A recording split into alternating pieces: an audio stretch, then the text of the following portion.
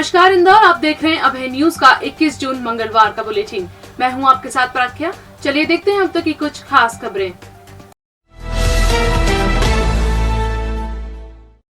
आज पूरी दुनिया में योग दिवस मनाया जा रहा है, जिसके माध्यम से सेहतमंद और तनाव मुक्त रहने का संदेश दिया जा रहा है। इस वर्ष योग डे का 8वां साल है।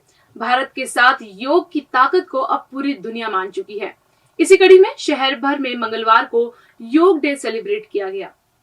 दरअसल इस बार दुनिया पर कोरोना के असर को देखते हुए योग दिवस की थीम मानवता के लिए योग रखी गई थी। कोरोना महामारी ने सिर्फ शारीरिक बल्कि मानसिक रूप से भी असर डाला है, जिसके चलते लोगों को चिंता, अवसाद जैसे मनोविज्ञान और मानसिक समस्याओं का सामना भी करना पड़ रहा है।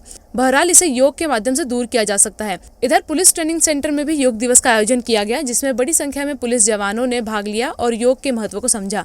इस अवसर पर जिला पंचायत CIO वंदना शर्मा भी मौजूद थी। योग एक आत्मिक अनुभव भी है और एक शारीरिक स्वास्थ्य के लिए भी ज़रूरी है।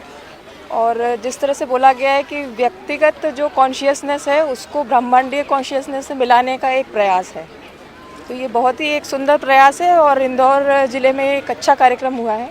इसके लिए मैं जिला प्रशासन और जिला शिक्षा अधिकारी और आयुष विभाग को बहुत बहुत धन्यवाद देती हूँ। केंद्रीय जेल में बंद करीब 3000 कैदियों ने भी योग किया। इसके लिए उन्हें पिछले 3 दिनों से प्रैक्टिस करवाई जा रही थी।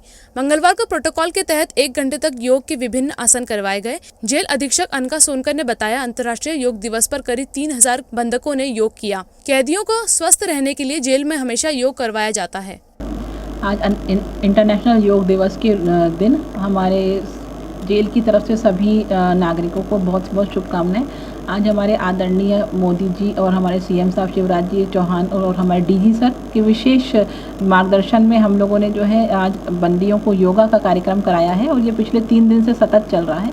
और हमने जो है जो भी प्रोटोकॉल के तहत जो योगा के पूरे आसन आए थे उसका 1 घंटे तक जेल पे इस कार्यक्रम को किया गया है। आज़ादी के 75वें अमृत महोत्सव के तहत पतंजलि योगपीठ के तत्वाधान में योग महोत्सव का आयोजन सुबह 6 से 7:30 बजे स्कीम नंबर 78 स्थित अटल खेल परिसर में किया गया। यहाँ बड़ी संख्या में स्कूली बच्चों एवं आम जनों ने योग कर स्वस्थ रहने का संदेश दिया। इसके अलावा उन्होंने प्रधानमंत्री नरेंद्र मोदी एवं मुख्यमंत्री शिवराज सिंह चौहान के संदेश को सुना।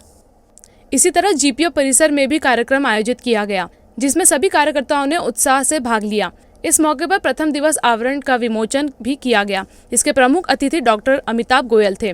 इसके बाद पौधारोपण भी किया गया।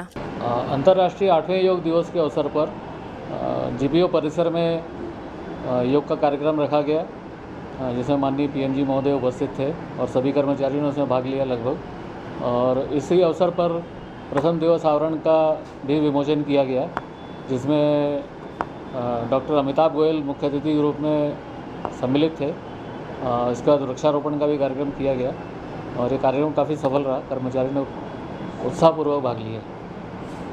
सर, कैसे देखते हैं अब आप, कोरोना से हम लोग निकले हैं और योग दिवस में फिर उत्साह देखने को मिल रहा है। पोस्ट ऑफिस में आज योग भी करवाया गया, कैसे देखते हैं, किस तरह का प्रतिष्ठा रहा? नहीं, अच्छा आयोजन था और ये आयोजन इस तरह के होते रहना चाहिए।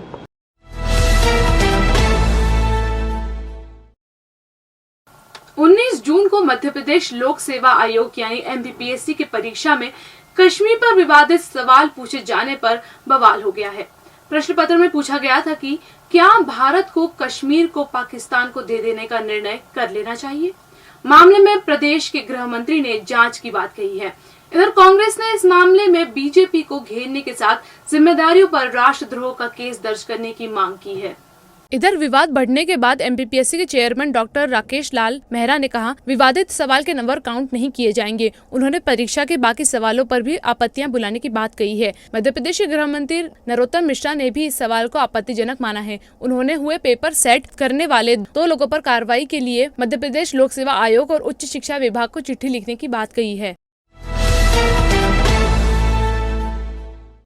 पंचायत और नगरीय निकाय चुनाव में नामांकन प्रक्रिया पूरी हो चुकी है। मंगलवार तक आवेदनों की समीक्षा होती रही, जिसके चलते कुछ आवेदनों को निरस्त भी किया गया। उप जिला निर्वाचन अधिकारी मुनीष सिंह सिकरवार ने बताया, नगरीय निकाय चुनाव में महापौर पद के लिए 19 आवेदन आए हैं, जिन्हें स्वीकृत किया गया है। पार्षद पद के लिए 669 नामांकन दाखिल हुए, जिसमें से 12 निरस्त हो गए। इसी प्रकार नगर परिषद देपालपुर, दाहोद, राऊ, बेटमा, गौतमपुरा, महूगांव, सावेर में 454 आवेदन प्राप्त हुए, जिनमें विभिन्न कारणों के चलते 7 आवेदन निरस्त हो गए। 22 जून को नाम वापसी की प्रक्रिया शुरू होगी। नगरीय निर्वाचन 2022 में इंदौर नगर निगम में कुल 19 आवेदन अभ्यर्थिता के प्राप्त हुए, जिनमें से संवीक्षा उपरांत 19 के 19 स्वीकृत किए गए। इसी प्रकार नगर निगम में पार्षद पद हेतु 669 आवेदन प्राप्त हुए थे, जिनमें से 12 आवेदन विभिन्न कारणों से निरस्त किए गए। इसी प्रकार नगर परिषद हाथों, देपालपुर, बेटमा, गौतमपुरा, महूगांव, मानपुर, सांवेर और राऊ में कुल 454 आवेदन प्राप्त हुए थे, जिनमें से 7 आवेदन भिन्न कारणों से निरस्त किए गए।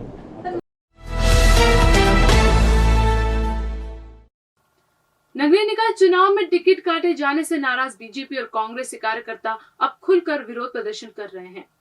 इनमें से कई लोग या तो खुद निर्दलीय चुनाव में उतरेंगे और कुछ ने परिवार को चुनावी महासंग्राम में उतारा है। ऐसे में अब ये देखना दिलचस्प होगा कि जीत का ताज किसके सर होगा।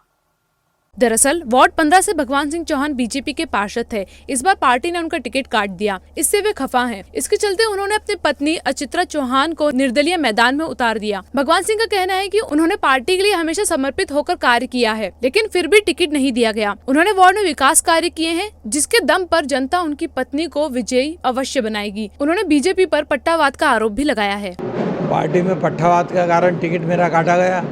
नेताओं ने अपने पट्टों को टिकट दे दिए, जबकि मैं लगातार 20 वर्षों से यहाँ चुनाव जीतता आ रहा हूँ। पिछली बार भी पार्षद रहा हूँ मैं और काम करा। मैंने काम के आधार पर वोट मांग लिया। मैं टिकट नहीं देने से इस बार मैंने निर्दलीय फार्म में भरा है। बिल्कुल आगे करेंगे। काम कराते आता है मेरे को। मैं अधिकारियों से मिल के काम करा देता। मैं सरपंच था जब भी मैंने बहुत काम कराया है। और वो आपराधिक प्रवृत्ति के लोग हैं, ऐसे लोगों को पार्टी ने टिकट दिया है। पंचायत और नगरीय निकाय चुनाव को लेकर मतदाताओं को रिझाने के लिए तरह तरह के हथकंडे प्रत्याशी अपना रहे हैं। नैनोद ग्राम पंचायत से सरपंच पद के लिए घमासान मचा हुआ है। प्रत्याशी अपनी जीत के लिए दावे कर रहे हैं।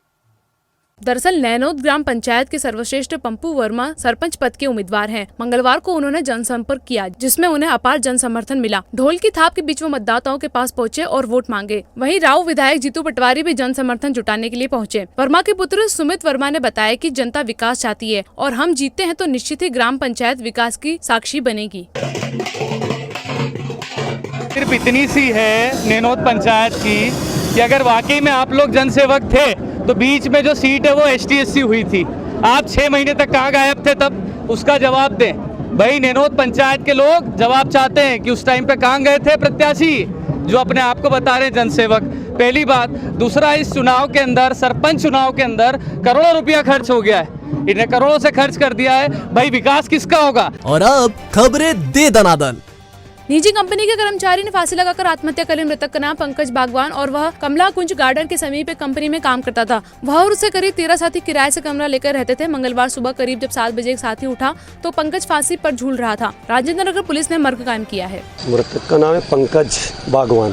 तो साथियों का इनका कहना है कि 3:30 बजे, हम सामूहिक रूप से एक हाल है जहाँ पर हम सोते हैं, और 3:30 बजे तक दोस्त बाथरूम करने गया था तो उसने देखा था इसे सोते हुए। जब पुनः इनमें से कोई एक इनका दोस्त सुबह 6:45 के लगभग उठ के गया तो ये फांसी के फंदे पर लटका हुआ मिला। जूनी इंदौर थाना क्षेत्र में मोबाइल व्यापारी ने फांसी लगाकर आत्महत्या कर ली। मृतक का नाम प्रकाश पिता कन्हैयालाल सिंधी निवासी खादीवाला टैंक है। पुलिस को उसके पास सुसाइड नोट मिला है, जिसमें उसने अपनी मर्जी से आत्महत्या करने का जिक्र किया है। मृतक की नोवेल्टी मार्केट में मोबाइल की दुकान है। 20/6/2022 को अपने घर पे किसी कारण से फांसी लगा लेता है, जिसकी जानकारी अभी तक प्राप्त नहीं हुई। पूछताछ करके कार्रवाई की जाएगी। हाँ, जिसने सुसाइड नोट में लिखा है कि अपनी मर्जी से फांसी लगाकर कर रहा हूँ ऐसा लिखा है, और घर परिवार की कोई परेशानी के बारे में दर्शाया नहीं है। और अपनी मर्जी से फांसी लगाने के कारण बताया गया है। खजराना थाना क्षेत्र की रामकृष्ण बाग कॉलोनी में रहने वाले निखिल ने पुराने विवाद में एक महिला को गाली गलौज कर अश्लील इशारे किए। मामले में पीड़िता ने खजराना थाना में आरोपी के खिलाफ प्रकरण दर्ज करवाया है। फिलहाल आरोपी फरार है, जिसकी तलाश की जा रही है। एक पीड़िता द्वारा शिकायत की गई थी कि आरोपी निखिल पिता जो रामकृष्ण बाग कॉलोनी का ही रहने वाला है, जिसके द्वारा उनके पुराना विवाद चल रहा था, उसको लेके गाली गुप्ता की गई और अपनी पैंट पे हाथ लगा के अश्लील इशारे किए गए, जिसको लेके पीड़िता की रिपोर्ट पर से अपराध पंजीबद्ध कर विवेचना में लिया गया है। गिरफ्तार उसकी तलाश की जा रही है आरोपी। उसके रिकॉर्ड खंगाले जा रहे हैं। अभी तक उसके कोई रिकॉर्ड सामने नहीं आए हैं, लेकिन उनकी पुराना विवाद चल रहा था, ऐसी शिकायत प्राप्त हुई है, जिस पर कार्रवाई कर रहे हैं।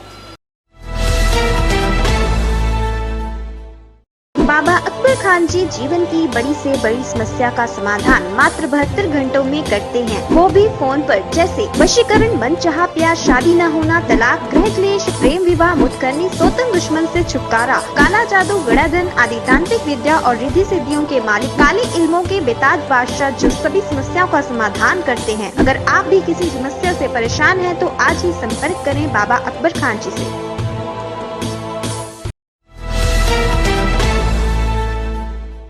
तो ये थी अब तक की कुछ खास खबरें। कल आपसे फिर मुलाकात होगी, तब तक के लिए नमस्कार।